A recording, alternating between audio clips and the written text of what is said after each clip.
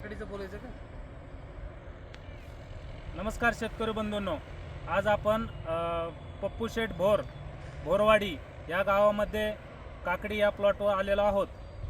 यामध्ये त्यांनी विस्का ॲग्रोची कृष्णा ही व्हरायटी लावलेली आहे.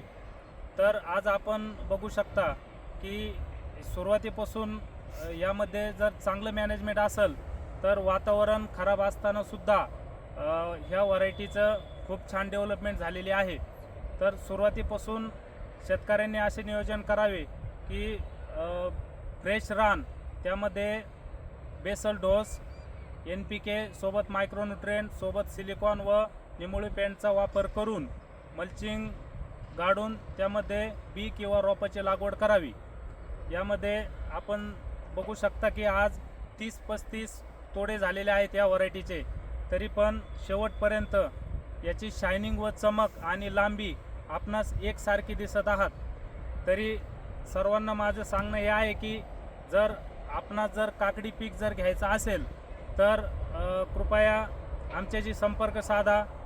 माझा नंबर आहे 9665 1360 91.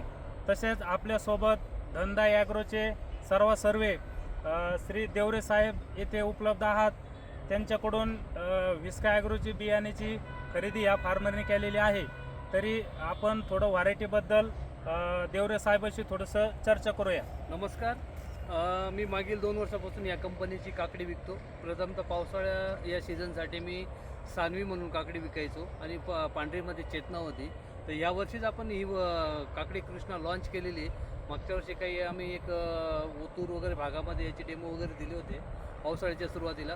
पण ही जी काकडी आहे सगळ्यात महत्त्वाचं, जर तुम्हाला डिसेंबर ते एप्रिलपर्यंत जर लागवड करायची असेल तर ह्या काकडीची लागवड करा. कारण सगळ्यात महत्त्वाचं ही काकडीची जी व्हेजिटेटिव्ह ग्रोथ वगैरे ही एकसारखी होते आणि फळाचा जर कलर बघितला तर गर्द कलर आहे. आज मार्केटला जो आहे, बाकी इतर वाण जे आहेत ते जो याची वरची जी स्किन आहे ती पांढरी पडते. पांढरी पडल्यामुळे आपल्याला मार्केटमध्ये रेट कमी भेटतो. त्याच्यामुळे जर समजा आपल्याला गर्द कलरमध्ये जर काकडी पाहिजे असेल तर कृष्णा या काकडीची लागवड करावी. आता साहेबांनी सांगितलं याचे 30 ते 35 तोडे झाले.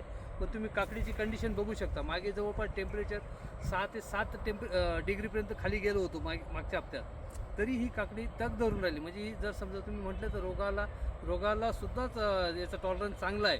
म्हणून जास्तीत जास्त शेतकऱ्यांनी काकडी कृष्णाची लागवड करावी हीच नम्र विनंती. धन्यवाद.